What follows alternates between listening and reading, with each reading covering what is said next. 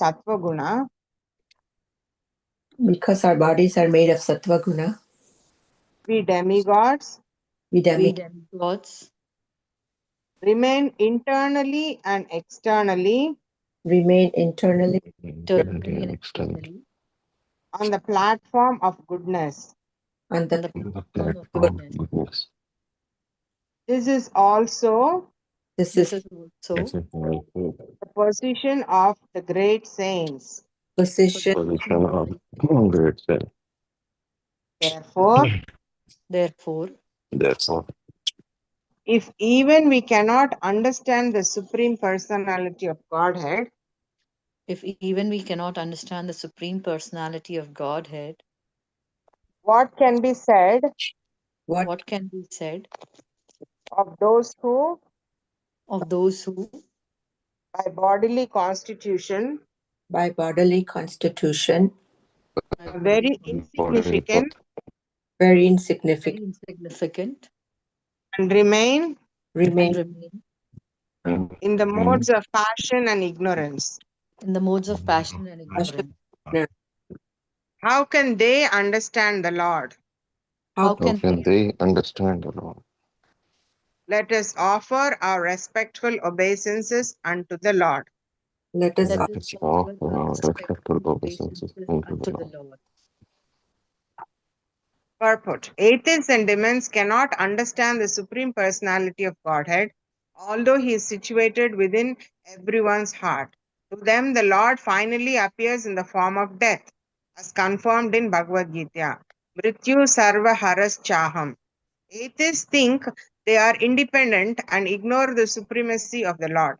However, the Lord makes his supremacy clear to them by defeating them by death. At the time of death, their attempts to deny the supremacy of the Lord by so called scientific knowledge and philosophical speculation are futile. Hiranyakashipu, for example, was an eminent representative of the atheistic class. He always challenged the existence of God and was therefore an enemy even to his own son. His atheistic principles inspired fear in everyone. Still, when Lord Narasimhadev appeared to kill him, all his atheistic principles could not save him. Lord Narasimhadev killed him, stripping him of all his power, influence, and pride. Atheists, however, fail to realize that whatever they create is destroyed. The super soul is within their hearts. Because the mode of passion and ignorance predominate, they are unable to understand the supremacy of the Lord. Even the demigods, the devotees who are transcendental or good, are not fully aware of the qualities and position of the Lord. How then can the demons and atheists understand the Supreme Personality of Godhead? It is not possible. Thus, trying to understand this, the demigods, guided by Lord Brahma, offered respectful obeisances unto the Lord. So we are looking at the pastime of Namo Vishnu Padaya Krishna Prasthaya Bhutale Srimade Bhaktivedanta Swami Niti Namate. Namaste Saraswati Deve Gauravani Pracharini Nirvisesha Shunyavadi Paschatya Deshatari. Vancha Kalpataro Bescha Kripa Sindhubhya Evacha Patitanam Pavanebhyo Vaishnavebhyo. Sri Krishna Chaitanya Prabhu Nityananda Shri Advaita Gadadhar Shivasari Gaura Bhaktivinoda. Hare Krishna Krishna Krishna Hare Hare Hare Ram, Ram Ram, Hare Hare. So we are looking at the pastime of churning of the milk ocean. And just before that, the demigods have lost their luster and because of an offense committed by Indra. And they are praying to Lord Brahma to kindly protect them and guide them. Because of having lost their power due to offense to Durvasa Muni, they were all struggling. They were all struggling to maintain their post as demigod. And Lord Brahma guides all the demigods to take shelter of Lord Vishnu. So, and then they all go together to pray to Lord Vishnu. So, we are in that session where the prayers are being offered, and here Lord Brahma makes a specific point that for people, even for the demigods who are in the position of mode of goodness, internally and externally. Sometimes human beings are found to be in mode of goodness for a short period of time before they get pulled down by passion and ignorance. How much ever we may be in mode of goodness, it is not possible that we can continuously sustain it. Right? The three modes uh, are like the water in the ocean. Sometimes one wave goes high, sometimes another wave goes high, sometimes the third wave goes high. So people are constantly tossed around because of these three modes. So to remain steadfast in any one mode is almost impossible for anybody. We may be generally in mode of goodness, but sometimes we will be overcome by passion and ignorance. Some people are generally in mode of passion, working hard, wanting to be the best, wanting to defeat everyone, wanting to be top of the world. But sometimes they may slide down into mode of ignorance. They may indulge in drinking alcohol and sleeping away over the weekend. At least in the weekend, the mode of ignorance will catch.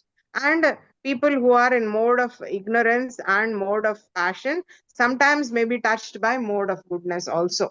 That they, sometimes they may see a Harinam party, or somebody is giving out some prasadam or something. They will stand there and they will appreciate it in a pious way, even though he is a drunkard, completely in mode of ignorance.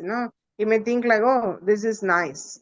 So somewhere some positivity. In fact, that is mode of pure goodness. When you appreciate Krishna consciousness, that's mode of pure goodness. So um, um, when we are controlled by these different modes, um, generally to understand someone who's above the modes becomes a little difficult. So that is exactly what Brahma is trying to emphasize here, that even if you are in mode of goodness, it is difficult to understand Krishna. Often it is seen that people who are in mode of goodness, they have a greater struggle.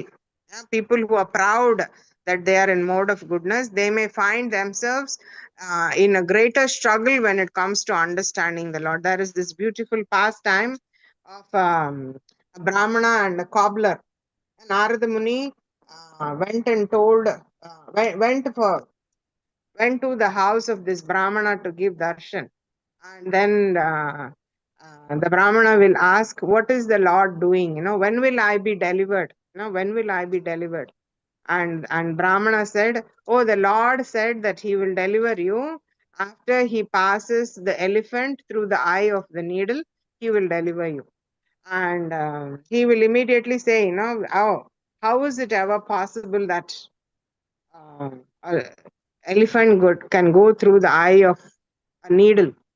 And uh, and then he will, no, the pastime is that Brahmana will ask, what is the Lord doing?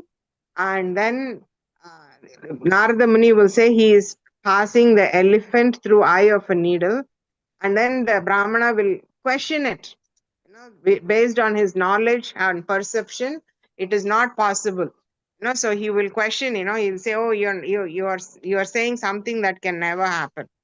And then he will ask, when will I be delivered? And Narada will say, that is going to take long time, because the Lord will deliver you after he finishes the task.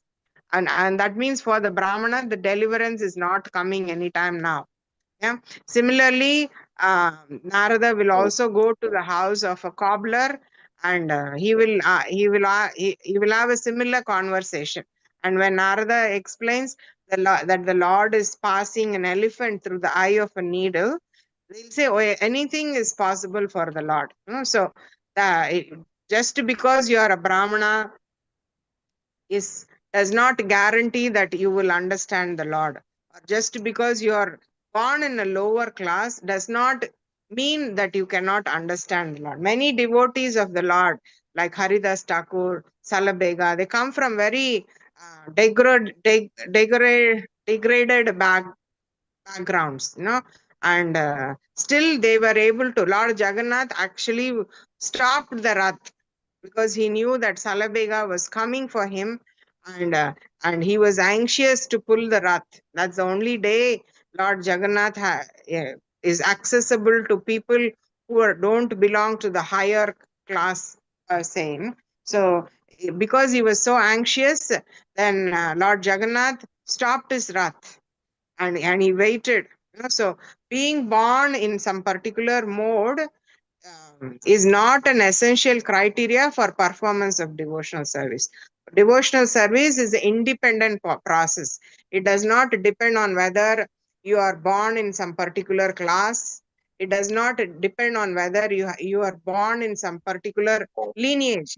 Some royal people only can understand, or poor people who are not royal cannot understand, or only brahmanas can understand, who are not brahmanas cannot understand, or rich people can and poor people cannot, educated people can and uneducated people cannot, or beautiful people can and not very beautiful people cannot.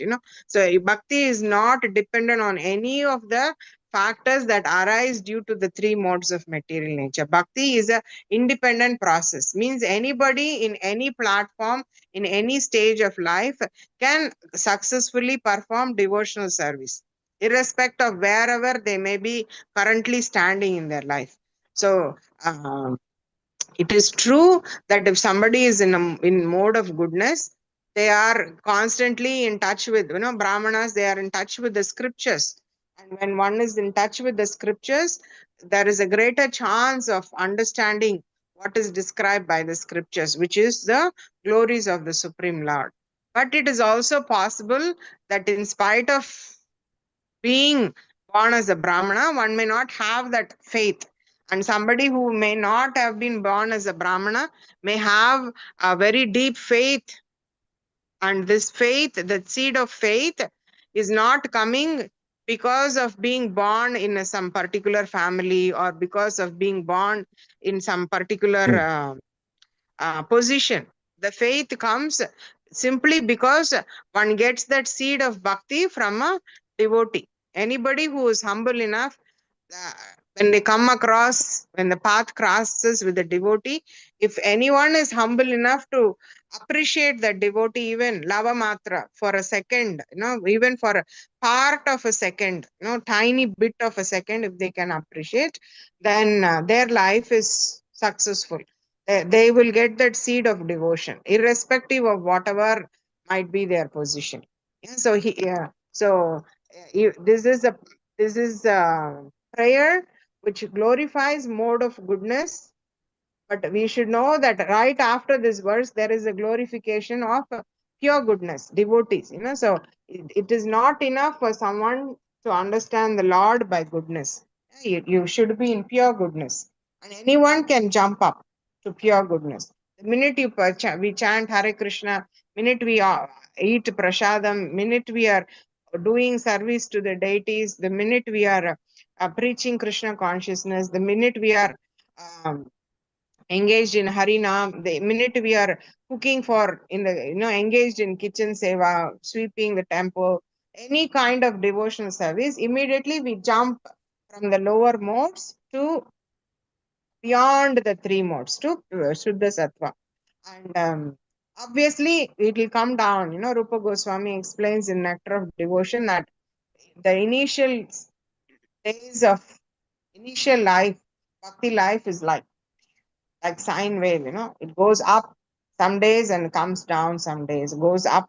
We struggle, so we may come down, even though we may be engaged in service, we may come down in attracted by lower modes. So how much we come down depends on what is the general mode we live in.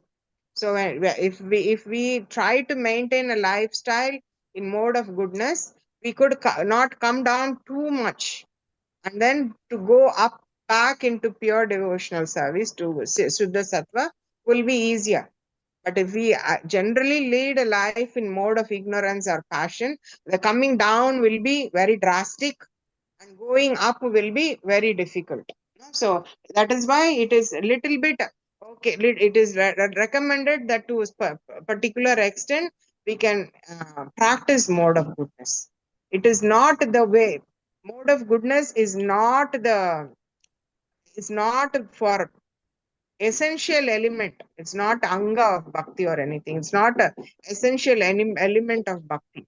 But mode of goodness is something that facilitates progress in Krishna consciousness. The leap, jumping back to pure goodness becomes easier when the net is on mode of goodness. If the net is too low in passion or ignorance, jumping up back to Shuddha Sattva becomes a little bit more difficult.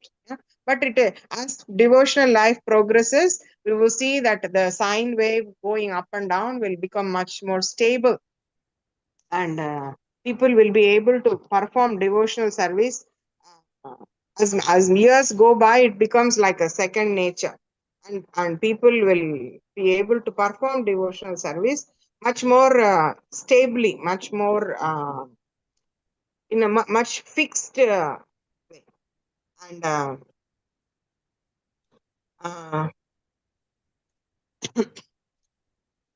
so if people who are in mode of goodness cannot understand Krishna, it's literally not possible for people in other modes to understand Krishna. That is the meaning of today's verse. And then we will continue and see who can, there will be a greater explanation about who can do it. Okay. So that is the lesson we can take away, that uh, closer to Shuddha Sattva we are, bouncing back is easier. So uh, if it is good to sustain ourselves minimum on the level of mode of goodness, because it is not the level of pure devotional service, but when the curve goes down, it should stop in goodness level, so we should uh, work on that. So that is something we can take away. And then from yesterday in Mayapur, we have started the Kartik month has started. No, Kartik Vrata. We have started Kartik Vrata from yesterday. Some places it was from day before yesterday, but from in Mayapur it is from yesterday. Some calendar they were telling. Some places one day before it started apparently. Anyway, so it's a beautiful pastime of the Lord, and there are few perspectives to the story. The story can be viewed from few angles. We can see the pastime from the viewpoint of uh, uh, the uh, two demigod sons who became Arjuna trees, Madigriva and Nalakuvera.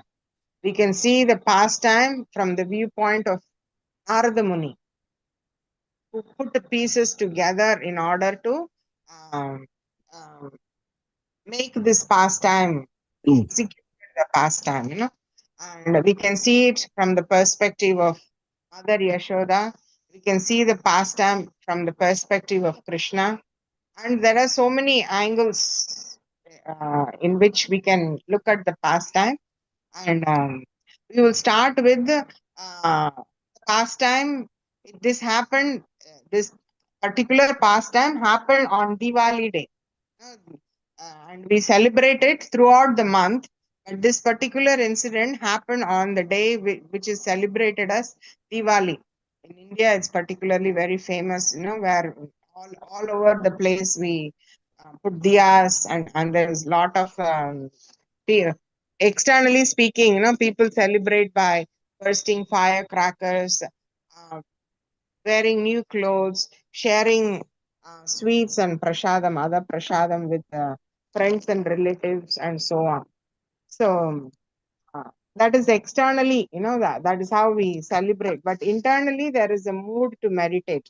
The internal mood to meditate is how glorious is Mother Yashoda, that she was able to tie Krishna to a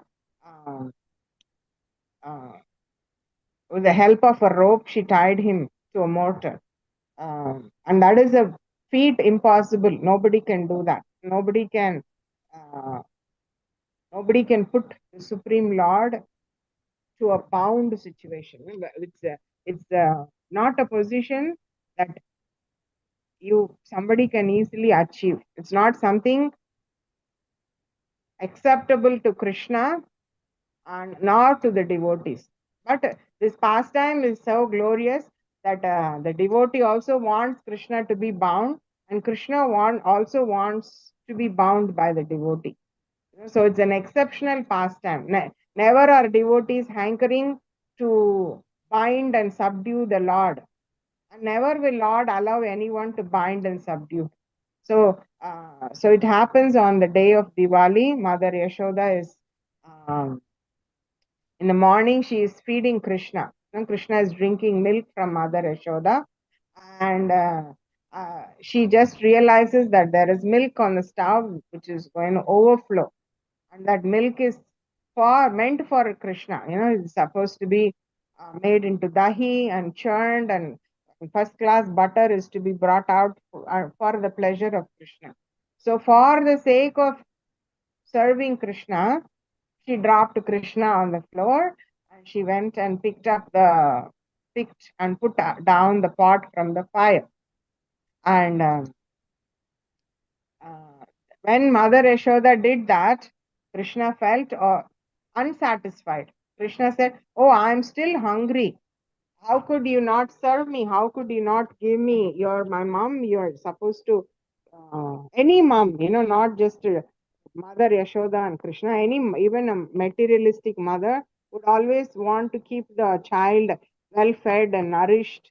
So Krishna felt unsatisfied that Mother Yashoda was uh, leaving him abruptly to take care of some household chores. So he saw it that way. So he became angry, and he would break a pot of butter because of his anger. And when Mother Yashoda came back to the room to take care of Krishna, she sees that Krishna has broken the pot, and all the butter that she had made for him is all over the floor. And Mother Yashoda, she's not acting, she's truly taking up the role of mother. So when a child misbehaves, it is the mother's duty to correct. The modern day, so much confusion is there. They don't even want the child to know whether it is a he or a she. They say, "Oh, my child will eventually understand whether it is a he or a she, or a neuter gender neutral person who has no female body or no male body." Parents in the modern day, the confusion of parenting is so bad that we don't even many people don't even want to reveal to the child whether he's a girl or a boy. But Vedic parenting involves correcting the child, and sometimes it requires some physical punishment. Of course, the punishment is not met out with anger.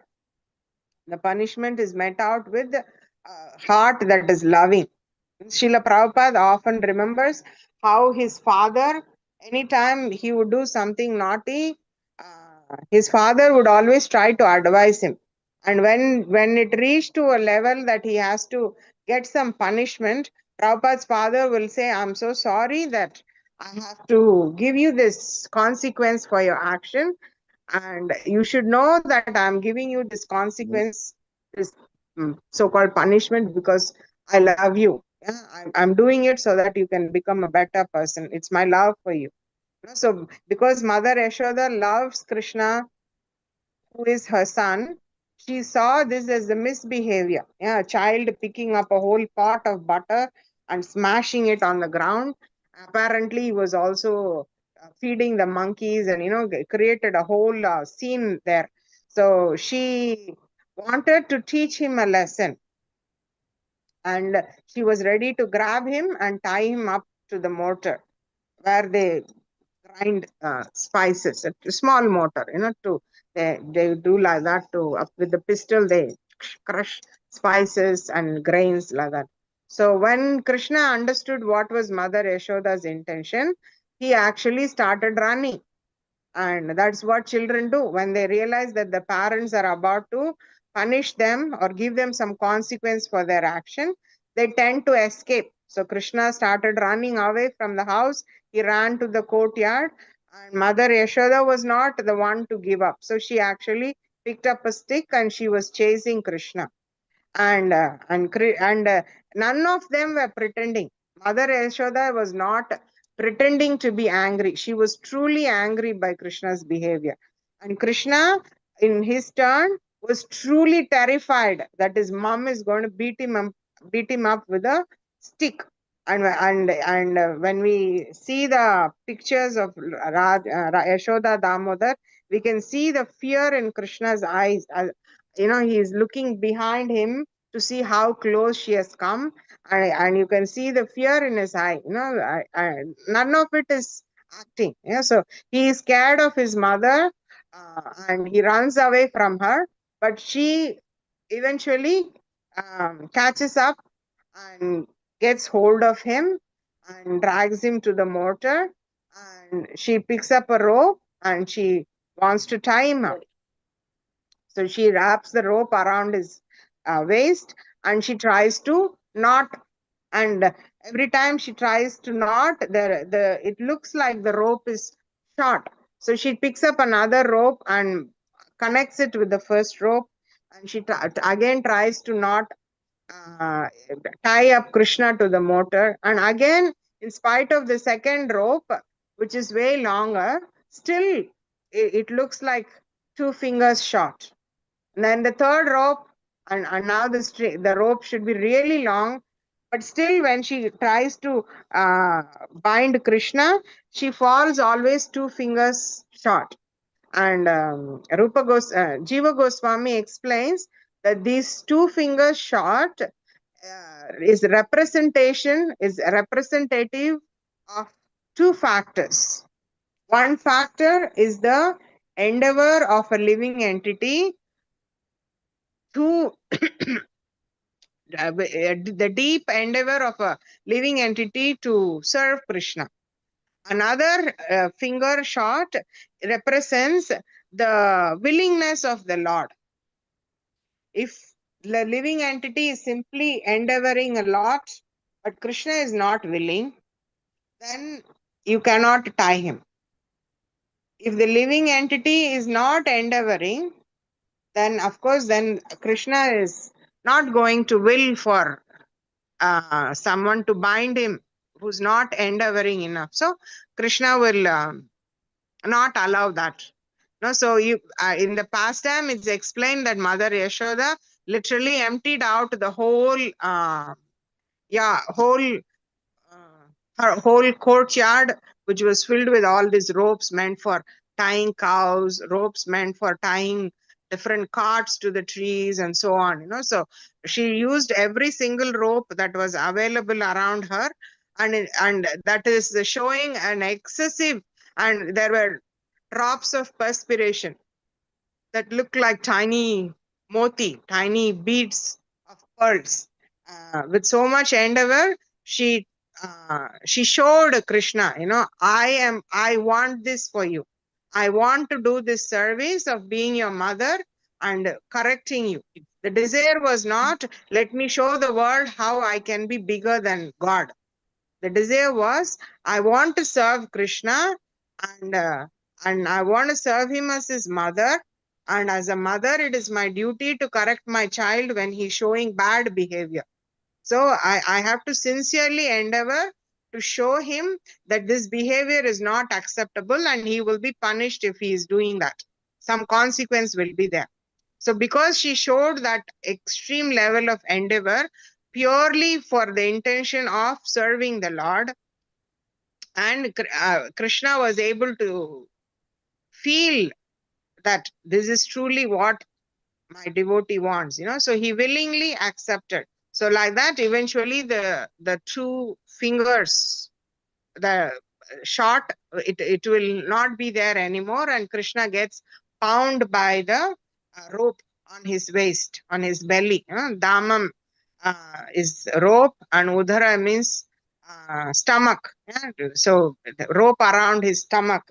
Damodara means the form of Krishna who has a rope around his belly, which was put on his belly by his mother Yashoda. The one who gets bound by the love of his mother. And Damodar means one who's bound by the love of his mother, love of his devotees.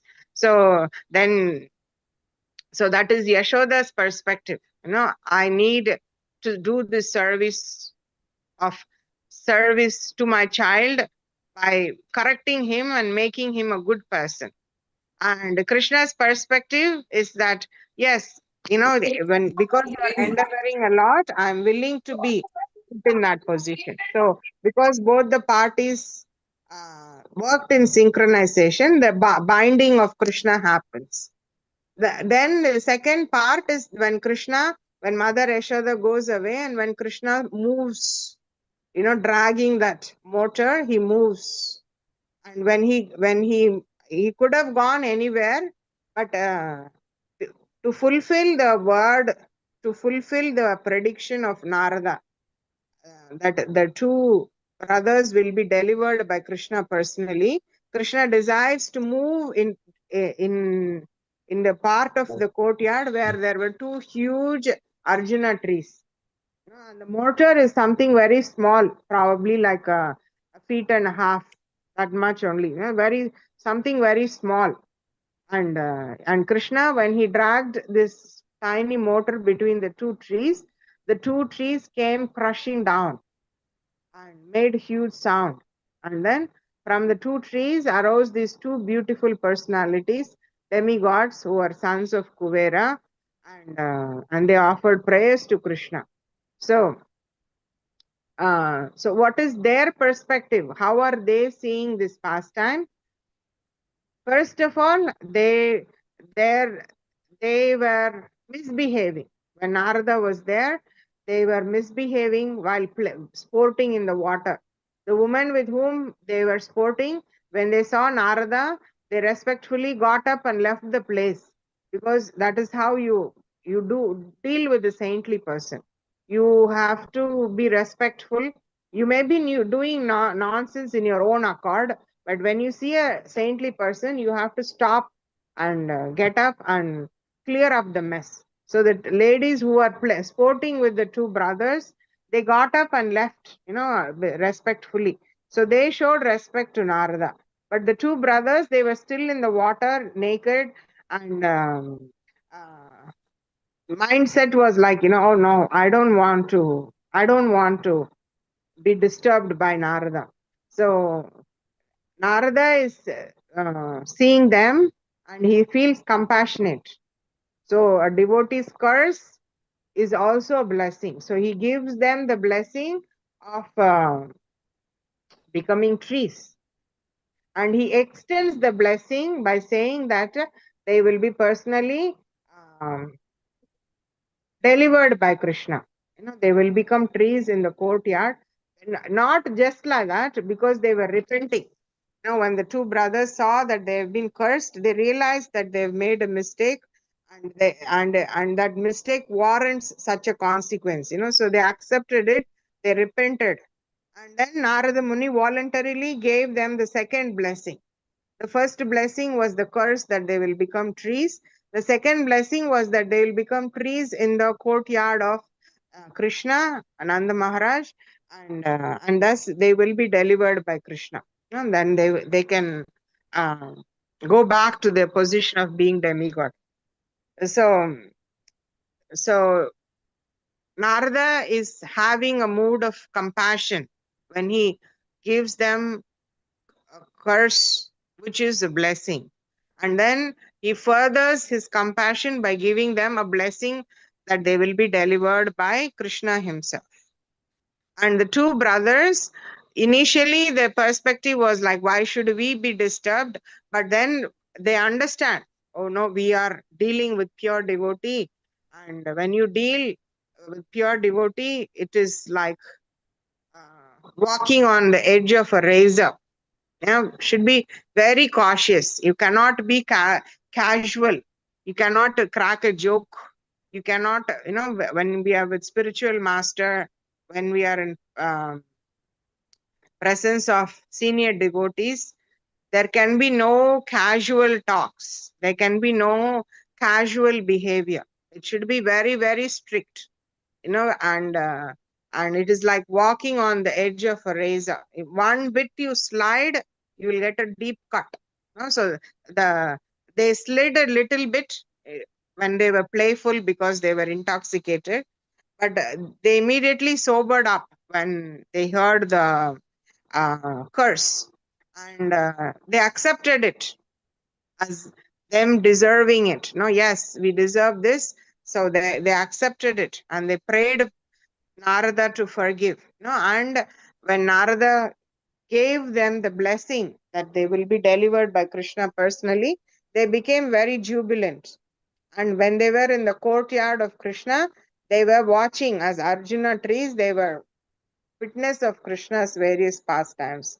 And when Krishna personally pulled the mortar to the through the two trees and crashed the two trees, then they felt so blessed, that this is not a blessing that somebody ordinary like children of demigod would get, that they will have personal darshan of Krishna. So they felt very thankful to Narada for having given them this opportunity to personally get blessings of Krishna. Otherwise, demigods, they live for thousands, tens of thousands of years, and they will not be fortunate enough to. They can't even participate. Prabhupada says we should be very careful not to be just stuck in mode of goodness, because then we may become demigods. And then by the time we finish our birth as demigods and come back to the material world, then the 10,000 years of Lord Gauranga's golden age is gone. Then we will be stuck in Kali Yuga. So being a demigod is not so very conducive for devotional service. That's why demigods want to come to earth.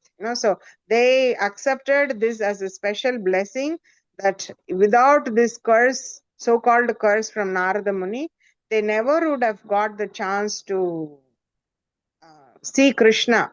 Just by their own strength of practice, they never would have gotten a chance to see Krishna like that in person, or be delivered by Krishna. And it wasn't that they were so keen on going back to being demigods, but they took Krishna's blessing and went back to their position so that they can serve him better. They had become devotees by the touch of Lord Narada's words. But just by Narada's words touching them, they became devotees.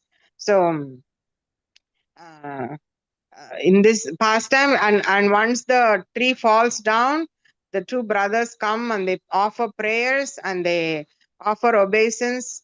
Krishna has fulfilled Narada's promise that they will be delivered by him personally. So Krishna again shows obliged. Krishna shows obligation. He is obliged by Narada's words. Krishna is not bound by anybody who's materialistically trying to overpower him. But when somebody with great love and compassion offers a curse and says, you become a tree and just wait for Krishna and he will deliver you, because it is an act of preaching, because it is done with great love for the conditioned soul, Krishna obliges that devotee. They are acting as a devotee even when they curse. So Krishna accepted that statement of Narada, and he made it true by delivering the two brothers. And then Nanda Baba comes, and when he sees that Krishna is stuck between the two trees, immediately he will release, and he will take Krishna in his lap, and Krishna will be all tears, and he will be like, mother was so mean today. She tied me up and I had to crawl and I was stuck and I was so scared. and she was ready to beat me up with a stick. Thank God you came home, and Nanda Baba will say, okay, I'm going to chastise her. I'm going to be angry with her for doing this with you. And you can stay with me, And Krishna on that day was not even willing to drink milk from Mother Yashoda. She said, Baba, just you can give me our cow's milk. I will drink our cow's milk, and my new buddy, you are my new friend. I am angry with her that she put me like that, So Mother Yashoda eventually pacifies Krishna, and again Krishna will go back to her to drink milk from her. And that's how the day of Diwali ended, and Balaram was there, and um, Nanda Baba's brother was there, and they all together celebrated um, this great occasion of Krishna delivering the two trees, and Krishna for the first time taking sides. I'm not going to go to you, Mama. I'm going to be with Papa only. It was a funny incident for them. So they all celebrated this incident in a very memorable way. So that is Damodar Leela, and and we discussed the Leela in different perspectives, and we understood what is the mood of each of the devotees who are participating, and we looked at what is the mood of Krishna who's participating, orchestrating this pastime. So with that, I'll stop here. Thank you very much. If there are any comments or questions.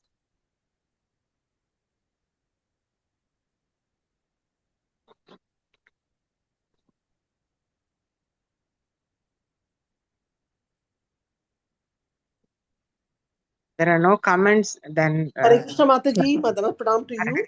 Shri Prabhupada ki Krishna. jai, Guru Maharaj ki jai. Thank you so much for the wonderful discourse. Mataji, so from the, what do I say, structure from the Diwali point of view, why was Diwali celebrated at the Angan of Krishna's place? Is it because of him being tied, or is it because of the deliverance of the trees? What was the reason that they all got together to celebrate Diwali? They were not celebrating technically that day as Diwali. They were celebrating every single day in Vrindavan is some reason or other to celebrate. Even when Krishna is holding the tail of the calf, and then the calf runs around everywhere and drags Krishna in the mud of the soft mud of Vrindavan, and he comes back fully covered in dust. That is a great source of joy. That something so beautiful has happened, and they feel so happy that they celebrate. Yes, let's be so happy that Krishna is covered in every single action of Krishna is the cause of celebration. So they celebrated uh, Krishna delivering the two demigods. They celebrated Krishna taking the side of Nanda Baba momentarily for small time, and uh, they celebrated many things. It was not something like officially let's put lamp around the house like that. Every action that happens, they celebrated how Krishna showed this wonderful quality that it could not be tied up, but eventually with great endeavor Mother Yashoda finally tied him up. So everything is celebrated. Yes, Mataji. But you very nicely mentioned about this thing. I have you very nicely mentioned about the external and internal factors in relation to many things. So, like the external factor of celebrating Diwali is basically because Lord Ram came back victorious. So that Yes, was in a yes. That was in a different yuga. Yes, yes. Okay, and then coinciding with this yuga, the this happened, the tying of the. So we should understand that when the day when Krishna got tied with the love and discipline of Yashoda, that is actually the Diwali day. That's how we understand. Okay, okay, okay. Many pastimes are there. We are also devotees of Lord Ram, so we can celebrate also Ram reaching Ayodhya. That he was flying, that's why they put lamps all along the road, because the Lord is flying on his Yeah, airship. So they yeah, want to light up the path, so that he's flying through the city yeah. going towards Ayodhya. And the amazing, And we can celebrate that also, yeah, that and is the also something to the celebrate. thing is that in both one factor is common, the diya, the light is common. So when we are doing the, Ram is coming by, we're putting diya, and then of course we're offering diya to Krishna only directly. So both ways, it's like diya is the only common factor. But it's so amazing, Mataji, just by offering diya to Krishna every day in the month of Damodar, we are cutting out so many sins of ours. And of course, like we've heard the story of the rat, and Mm. very, like, doesn't bhakti seem like too easy?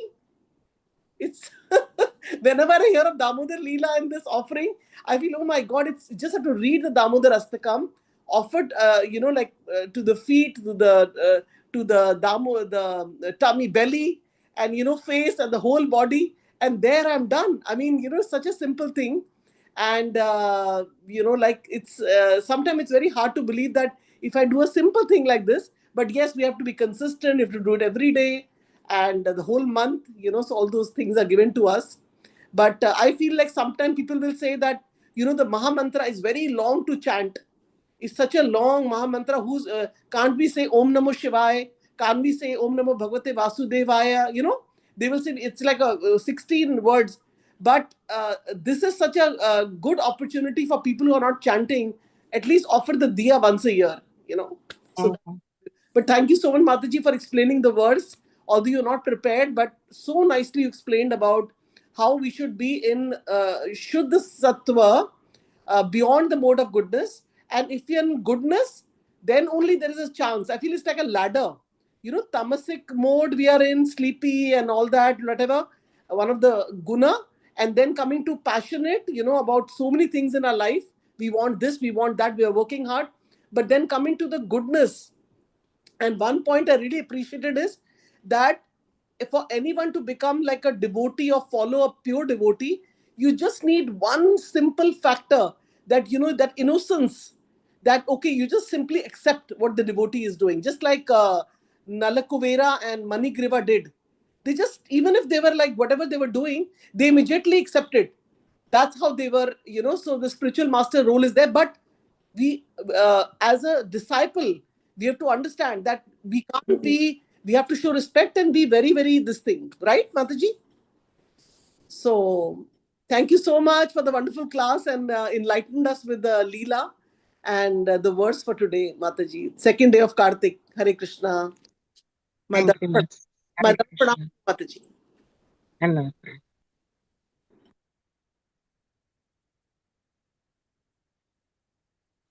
Hare Krishna Mataji, Dandavat Pranam, all glories to Srila Prabhupada. Thank you so much for the wonderful class and also uh, speaking about Damodar Leela with so many perspectives.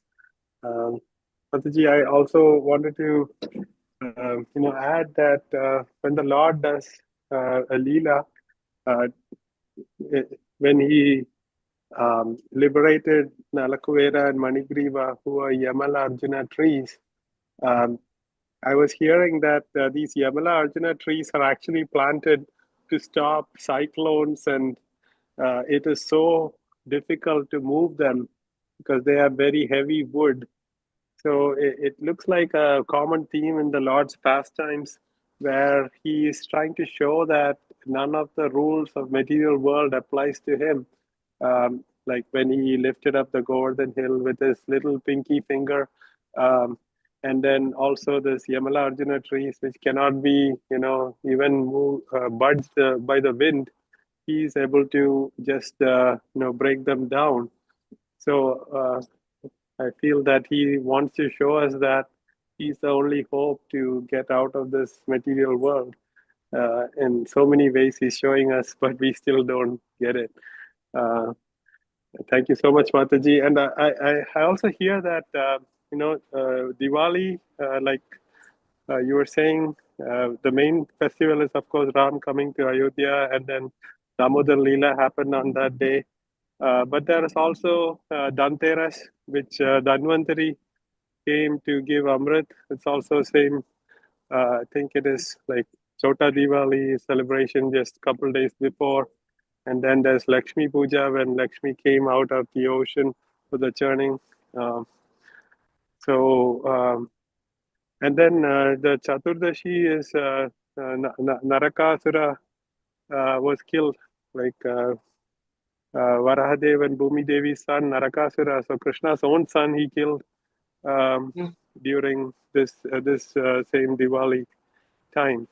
So many wonderful events, spiritual events happening on Diwali day. Hare Krishna. Thank you very much. Thank you, Prabhu. Thank you so much.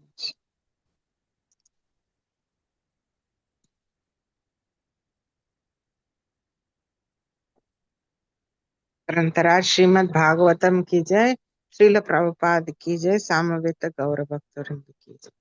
Jai. Thank you, Mataji, for wonderful nectar. Hare. Anybody has any question or comment? Sorry, I jumped in. Okay. Srimad Bhagavatam ki jai, Prabhupada ki jai, Hare Krishna. Hima Gopi Mataji ki jai. Thank you so much, Mataji, for this nectar Jai. class.